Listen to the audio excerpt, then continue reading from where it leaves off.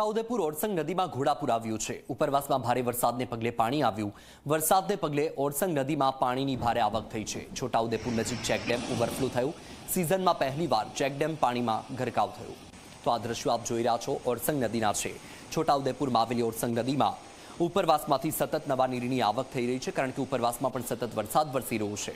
જ્યાં એક તરફ રાજ્યમાં વરસાદે થોડો વિરામ લીધો છે। સવારેથી અત્યાર સુધીમાં 74થી વધારે તાલુકામાં વરસાદ પડ્યો છે। નોંધપાત્ર વરસાદ નોંધાયો। ત્યારે બીજી તરફ ઉપરવાસમાં જે વરસાદ છે તેના કારણે પણ સતત નવા નીરની આવક થઈ રહી છે। તો છોટાઉદેપુરના દ્રશ્યો તમે જોઈ રહ્યા છો ઓરસંગ નદીના, કે જ્યાં સતત નવા નીરની આવક થતાં ચેકડેમ ઓવરફ્લો થઈ ગયો છે। સિઝનમાં પહેલીવાર એવું બન્યું છે કે આ ચેકડેમ પાણીમાં ગરકાવ થયો છે।